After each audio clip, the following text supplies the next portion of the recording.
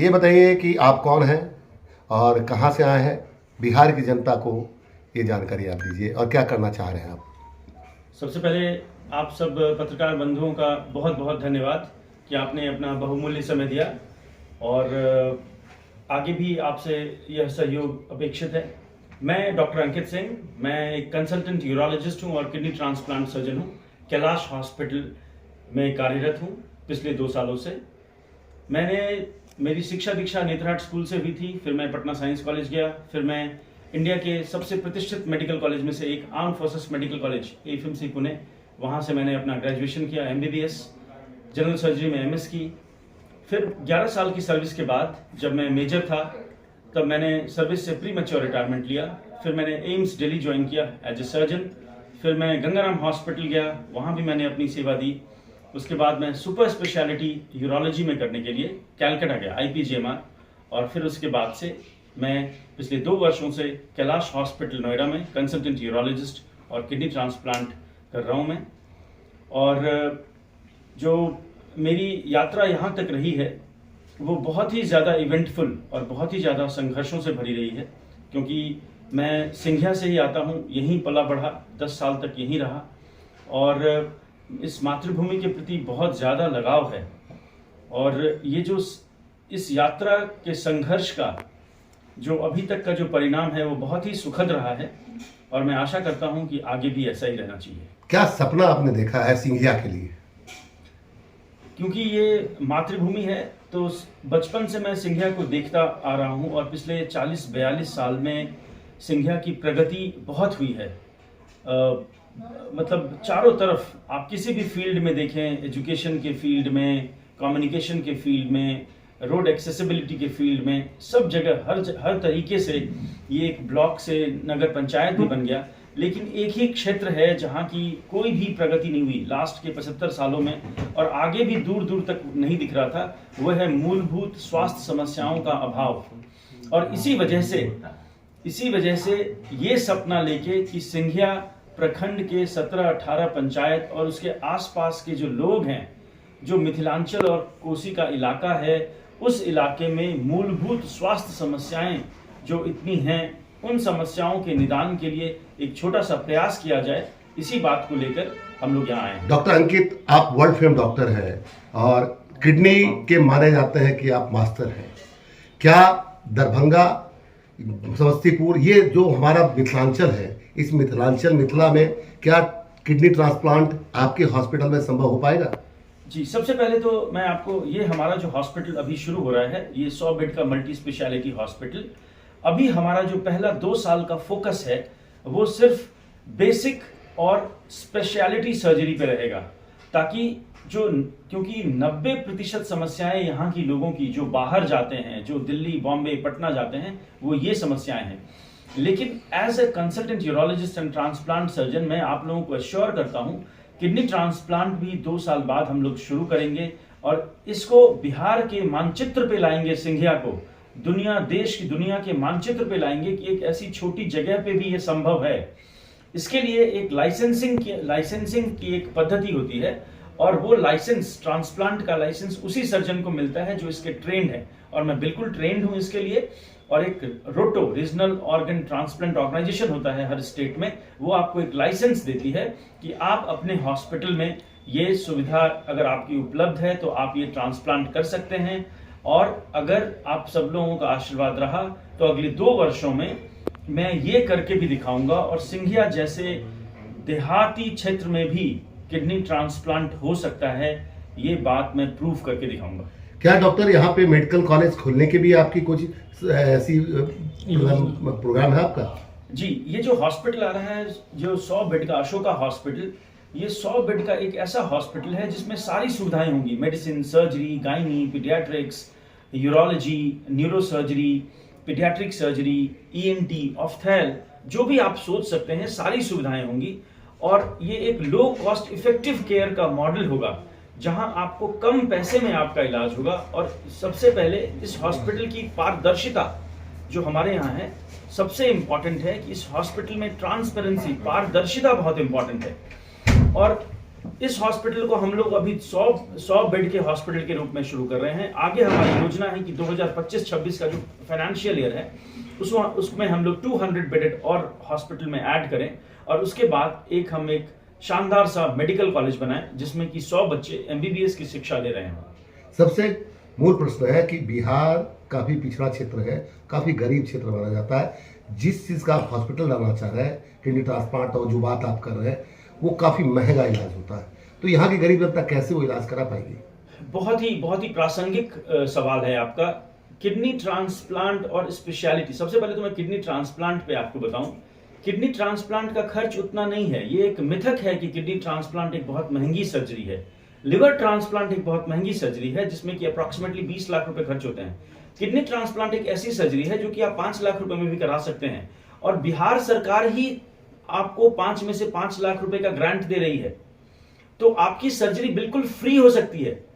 किसी दिन अगर ऐसा आया 2 साल के बाद कि अगर हमारे हॉस्पिटल को ट्रांसप्लांट के लिए लाइसेंस मिला और हमने अपने हॉस्पिटल में ट्रांसप्लांट शुरू किया, तो वो अगर बिहार सरकार उसको स्पॉन्सर करती है 5 का 5 लाख, तो यहाँ के मरीजों का वो ट्रांसप्लांट फ्री में हो जाएगा।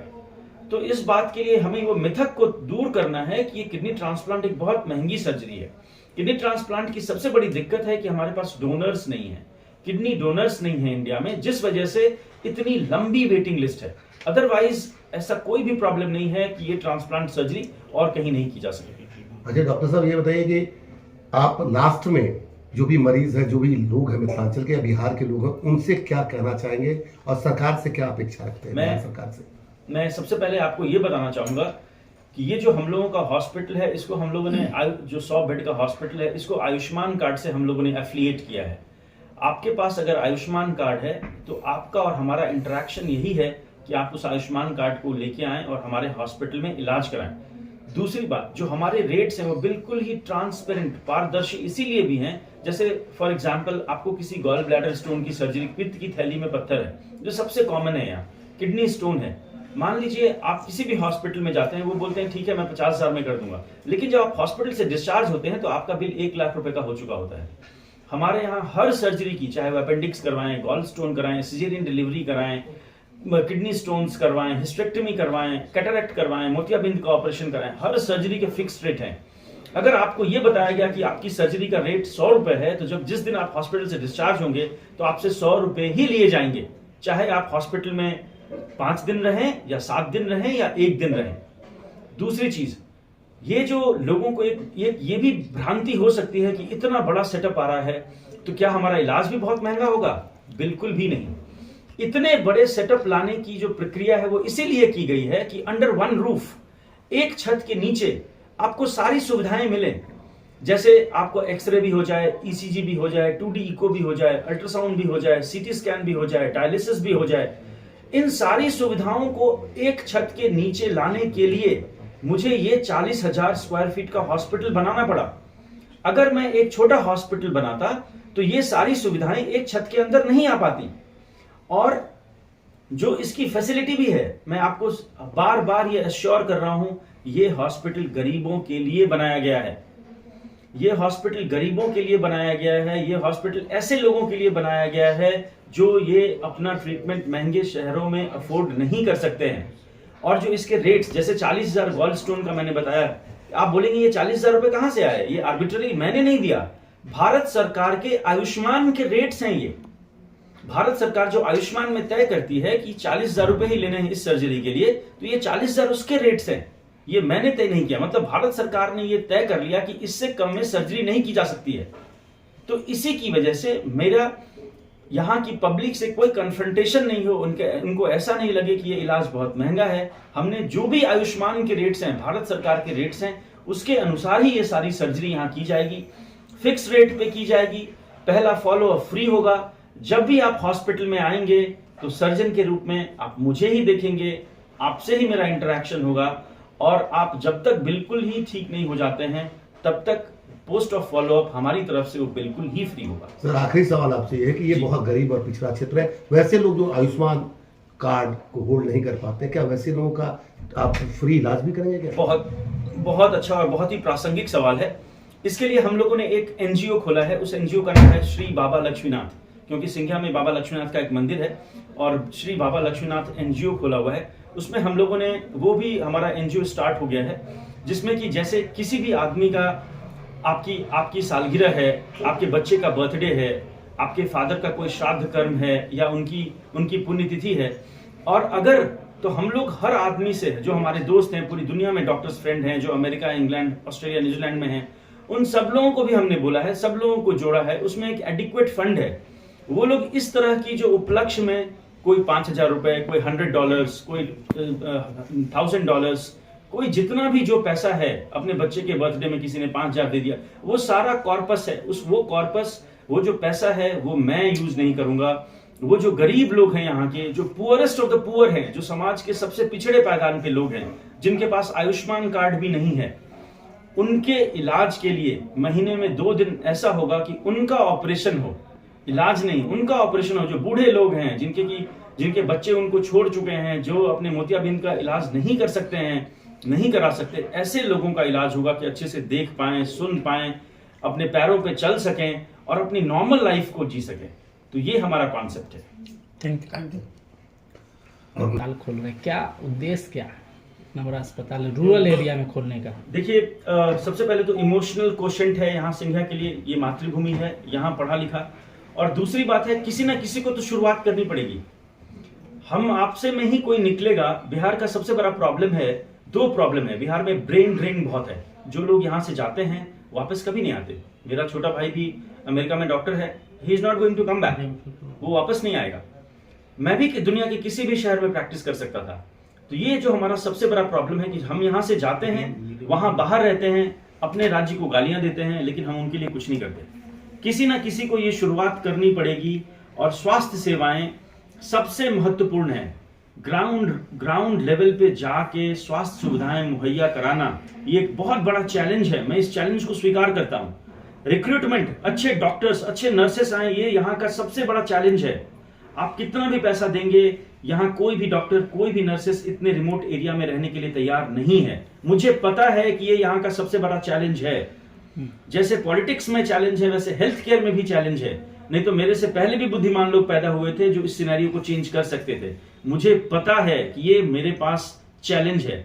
इसी चैलेंजेस को ओवरकम करने के लिए हमने ये स्वीकार किया है कि हम इसको करके दिखाएंगे। और हम में से ही किसी को यहाँ आगे आना था।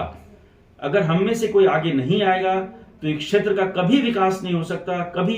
क्योंकि किसी भी हॉस्पिटल को शुरू करने के लिए, किसी जगह पे अगर वो हॉस्पिटल आप शुरू कर रहे हैं, उस जगह से इमोशनल कनेक्ट, भावनात्मक जुड़ाव बहुत जरूरी है। जब तक आप उस वहां के लोगों को नहीं जानेंगे, वो आपकी विश्वसनीयता पे हमेशा शक करेंगे। वो हमेशा ये सोचेंगे कि ये आदमी बाहर से आया है, ये हमें एक हेल्थ, क्योंकि जो बिहार का एक जो सोसाइटी है ना, जो हमारी सोसाइटी है, बहुत एक लो ट्रस्ट सोसाइटी है। लो ट्रस्ट अंग्रेजी में है, हम विश्वास नहीं करते। जैसे मैं दिल्ली में रहता हूं, किसी पेशेंट्स को अगर मैं अपनी ओपीडी में बोल दूं कि आप बिल्कुल ठीक हैं, आपको किसी दवा की जरूरत नहीं है, तो वो पेशेंट का पहला रिएक्शन ये होता है कि डॉक्टर साहब को समझ ही नहीं आया। पहली बात यही समझता है कि डॉक्टर साहब को समझ ही नहीं आया मेरी बीमारी। आज किसी भी कॉर्पोरेट हॉस्पिटल में बैठ के ये बोलना कि आप बिल्कुल ठीक हैं, ये सबसे बड़ा गुनाह माना जाता है। लेकिन मैं हर आदमी को बोलता हूं, आप बिल्कुल ठीक हैं, आपको दवाओं की जरूरत नहीं है, आपके सारे रिपोर्ट्स नॉर्मल हैं, आप मेरी तरह नॉर्मल हैं। उनको कन्विंस करके भेजता हूं। तो वही एक चैलेंज है। तो जो बिहार की सोसाइटी एक बहुत लो ट्रस्ट सोसाइटी है, जहां की हम लोग विश्वास नहीं करते हैं। आपको अगर मैं बोल दूं कि आपका काम बिना घूस के हो जाएगा, आप 3 बार सोचेंगे क्या ऐसा हो सकता है। तो उस विश्वसनीयता को हमें फिर से जगाना है। आपको मैं एश्योर करता हूं कि आप मेरे हॉस्पिटल में आएंगे तो आपके माँ बाप, भाई बहन, पत्नी, बच्चे सुरक्षित हैं, एक सुरक्षित हाथों में हैं, जहां की आप मेरे से 24/7 ये पूछ सकते हैं कि डॉक्टर अंकित, क्योंकि मैं आपके बीच का हूं, आप ये पूछ सकते हैं, मेरे से पूछ सकते हैं कि मेरे पेशेंट्स का क्या हाल है, मेरा पेशेंट्स कब ठीक होगा, मेरा पेशेंट कब डिस्चार्ज होगा। क्योंकि मैं अकाउंटेबल हूं अपने कर्मों के लिए। आप किसी भी दूसरे हॉस्पिटल में जाके ये नहीं पूछ सकते कि भाई साहब मेरे पेशेंट को आपने वेंटिलेटर पे क्यों डाल दिया। वो आपके सवालों का जवाब नहीं देंगे। आप इस हॉस्पिटल से जुड़ सकते हैं, इस हॉस्पिटल को से आप सवाल पूछ सकते हैं, ये सबसे बड़ी है। इसीलिए मैंने बोला कि मैं एक पारदर्शी फ्यूचरिस्टिक हॉस्पिटल, और जो मेरे हॉस्पिटल की सबसे बड़ी विशेषता है वो आईसीयू, क्रिटिकल केयर, जो मैंने आपको पहले भी बताया, एक ऐसा आईसीयू, 10 बेड का आईसीयू, जहां 24/7 365 डेज आपके लिए क्रिटिकल केयर के पेशेंट्स एडमिटेड हैं। मैं एक छोटा सा एग्जांपल देता हूं कि आपको अगर चेस्ट पेन हुआ, आपको ये पता है कि आपके 99% डॉक्टर्स को ये नहीं पता है कि चेस्ट पेन डायग्नोज कैसे करते हैं। किसी भी 99% डॉक्टर्स को ये नहीं पता है कि ईसीजी में चेस्ट पेन डायग्नोज कैसे करते हैं। उस चीज के लिए हम लोगों ने एक सिस्टम बना रखा है। मैं आपका बस 2 मिनट लूंगा, लास्ट 2 मिनट। जैसे आप चेस्ट पेन सबसे आप सुनते होंगे, हार्ट अटैक से ये मर गया। आपको चेस्ट पेन हुआ, आप यहाँ आए, हमारे यहाँ ईसीजी हुआ, 99% डॉक्टर्स कह देंगे ईसीजी ठीक है, लेकिन फिर 1 घंटे के अंदर पेशेंट मर जाता है। क्यों?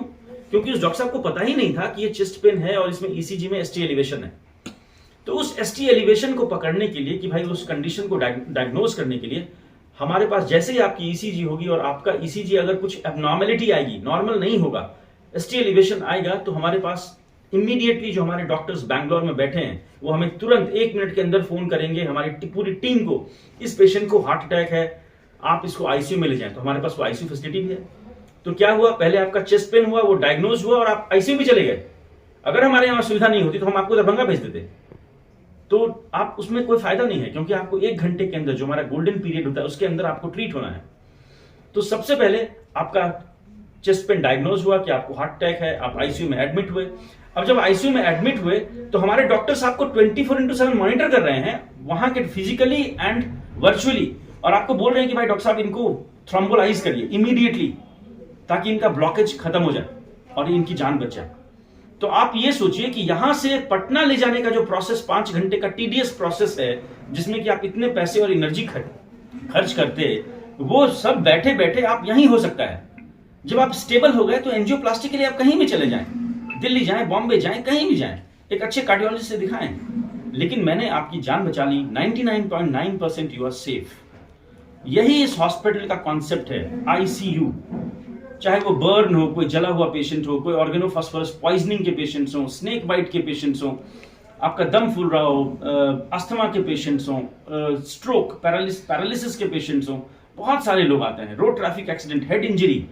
आप यहां सेफ रहें। इसके बाद अगर आपको कहीं जाना है तो या तो आपको पटना जाना है या आपको दिल्ली बॉम्बे जाना है, टर्शरी केयर सेंटर में जाना है। उससे नीचे जाके कोई फायदा नहीं है, क्योंकि मैंने सब कुछ कर दिया है जो कि आप किसी भी एक सेकेंडरी केयर सेंटर में, टॉप क्लास सेंटर में आप एक्सपेक्ट कर सकते हैं। सर एक सवाल आता है, इस हॉस्पिटल को हम लोग नवरात्रि के पहले दिन 15 या 16 अक्टूबर को खोल रहे हैं, जिसके लिए मैंने मुख्यमंत्री को भी आमंत्रित किया है, उप मुख्यमंत्री को भी आमंत्रित किया है, शिक्षा मंत्री को भी आमंत्रित किया है। कल मैं शिक्षा मंत्री से, विजय कुमार चौधरी जी से भी मिलकर आया था, प्रशासन से भी मिलकर आया, जो डीएम है हमारे, उन लोगों का पूरा सहयोग है और उन लोगों ने बोला है कि आप बहुत अच्छा कर रहे हैं। उनका जो इनकरेजमेंट है बहुत मिला है हमें, और 15 या 16 अक्टूबर को 100% इस हॉस्पिटल का हम लोग शुभारंभ करेंगे। सर एक आखिरी सवाल है, जैसे कहीं भी अगर हम बाहर जाते हैं, प्राइवेट हॉस्पिटल में सबसे पहले डिपॉजिट जमा कराया जाता है, जो कि यहाँ का सबसे बड़ा प्रॉब्लम है बिहार का। तो उस स्थिति में क्या किया जाएगा? सबसे पहले इसीलिए मैंने बोला कि अगर आप आयुष्मान कार्ड धारक हैं तो आयुष्मान कार्ड धारक जो है वो तो कैशलेस ट्रीटमेंट होगा। आयुष्मान कार्ड में एक पद्धति होती है कि आपने 350 रुपए की पर्ची कटवाई, आपने अपना आयुष्मान कार्ड वहां दिया, अपने आधार कार्ड दिया, और उसके बाद मेरा और आपका इंटरेक्शन खत्म हो गया। जो ट्रीटमेंट का कॉस्ट है वो भारत सरकार से मैं लूंगा, जो भी मैंने आपके लिए ट्रीटमेंट किया है। जो कैश डिपॉजिट की बात है, अगर मान लीजिए कोई कैश पेशेंट है, तो मैंने आपको पहले ही बताया उसकी समस्या का समाधान ये है कि जैसे ही आप आएंगे आपको आपकी बीमारी का एस्टिमेट दे दिया जाएगा कि डॉक्टर साहब, आपको कोई भी जो डॉक्टर साहब या बिलिंग वाले होंगे वो आपको आपकी बीमारी का एस्टिमेट दे देंगे कि आप इतने दिन रुकेंगे तो इतने पैसे खर्च होंगे, चाहे आप वो 5 दिन रुकें आप अपनी बीमारी के लिए कि 10 दिन रुकें। ठीक है, एक आपको फिक्स्ड अमाउंट बता दिया जाएगा, ताकि जब आप हॉस्पिटल से जाएं तो ये कहीं कोई कंफ्यूजन नहीं हो, कहीं कोई लड़ाई झगड़ा नहीं हो कि आपने हमें 30,000 प्रॉमिस किया था, 30,000 के लिए बात हुई थी और हमसे 1 लाख रुपए ले रहे हैं। जो बिहार के हर हॉस्पिटल में ऐसा होता है, ये बहुत रैम्पेंट है और इस वजह से बहुत ज्यादा मेडिको लीगल लड़ाई झगड़े हर जगह होते हैं।